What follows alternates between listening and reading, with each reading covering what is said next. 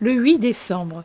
Marie dit « Luc, mon évangéliste, écrit aussi que mon Jésus, après avoir été circoncis et offert au Seigneur, grandissait et se fortifiait, plein de sagesse, et la grâce de Dieu était en lui. » Et plus loin, il répète que, maintenant, un enfant de 12 ans, il nous restait soumis et grandissait en sagesse, en âge et en grâce, devant Dieu et devant les hommes. Une déformation de la piété des fidèles a fait en sorte que l'ordre que Dieu s'est réservé à lui-même, en vertu de son existence en tant que Fils de l'homme, a été altéré. La légende aime faire de mon enfant un être prodigieux et pas naturel, qui, dès sa naissance, aurait agi en homme et aurait donc été tellement en dehors de la norme qu'il en serait devenu monstrueux. Cette piété erronée n'est pas punie par Dieu, qui la voit et la comprend et la juge comme un acte d'amour imparfait dans sa forme, mais néanmoins agréable parce que sincère. Mais je veux te parler de mon enfant tel qu'il était à l'époque où, sans sa maman, il n'aurait pu rien faire. Un petit être tendre, délicat, blond, au teint d'un rose léger et beau, beau comme aucun fils d'humain, et bon plus que les anges qu'avaient créés son père et le nôtre. Sa croissance ne fut ni plus ni moins que celle d'un enfant sain dont sa mère prend soin. Intelligent, mon enfant, très, comme peut l'être un être parfait, mais son intelligence s'éveilla de jour en jour selon la norme commune à tous les enfants nés d'une femme. C'était comme si un soleil se levait peu à peu dans sa petite tête blonde. Ses regards, non plus vagues comme ceux des premiers jours, commencèrent à se poser sur les choses et surtout sur sa maman. Les premiers sourires, incertains d'abord, puis de plus en plus sûrs lorsque je me penchais sur son berceau ou le prenais sur mes genoux pour l'allaiter, le laver, l'habiller et l'embrasser. Les premiers mots informes et puis de plus en plus clairs. Quel bonheur d'être la maman qui enseigne au Fils de Dieu à dire « maman ». Et la première fois qu'il articula ce mot comme il faut, ce mot que personne comme lui ne sut jamais dire avec tant d'amour, et qu'il me dit jusqu'à la dernière respiration.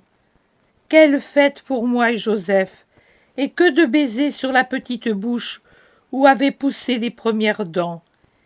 Et les premiers pas de ses petits pieds, si tendres, roses comme les pétales d'une rose carnée, ces petits pieds que je caressais et embrassais avec l'amour d'une mère et l'adoration d'un fidèle, et qu'on allait un jour clouer sur la croix, que je verrais se contracter dans un spasme, devenir livide et glacé.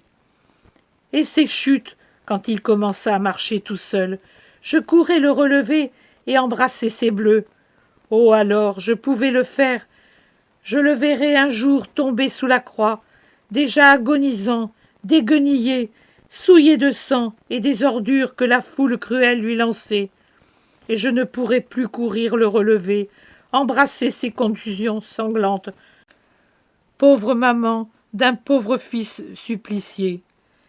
Et ses premières gentillesses, une petite fleur cueillie au jardin ou en chemin et qu'il m'offrait, un tabouret traîné à mes pieds pour que je fusse plus confortable, un objet laissé tomber et qu'il ramassait pour moi. Et son sourire, le soleil de notre maison, la richesse qui couvrait d'or et de soie les murs nus de ma maisonnette. Ceux qui ont vu le sourire de mon fils ont vu le paradis sur terre, un sourire serein aussi longtemps qu'il fut enfant, un sourire de plus en plus peiné jusqu'à en devenir triste au fur et à mesure qu'il devenait adulte. Mais toujours un sourire, pour tous, et ce fut une raison de son charme divin qui faisait que les foules le suivaient enchantées. Son sourire était déjà parole d'amour. Et puis, quand au sourire s'unissait la voix, la plus belle que le monde jamais connut, même le sol et les épis de blé frémissaient. C'était la voix de Dieu qui parlait, Maria, et ce fut un mystère que seules les raisons insondables de Dieu peuvent expliquer que Judas et les Hébreux pussent, après l'avoir entendu parler, arriver à le trahir et à le tuer. Son intelligence, qui s'ouvrait de plus en plus jusqu'à atteindre à la perfection, m'inspirait admiration et respect. Mais elle était tellement tempérée de bonté que jamais elle ne mortifia personne. Mon doux fils, qui fut doux avec tout le monde, et surtout avec ta maman. Lorsqu'il était jeune garçon, je m'interdisais de l'embrasser comme lorsqu'il était petit. Mais ses baisers et ses caresses ne vinrent jamais à me manquer. C'est lui qui sollicitait sa maman, dont il comprenait la soif d'amour, à boire la vie en embrassant ses chairs saintes, à boire la joie.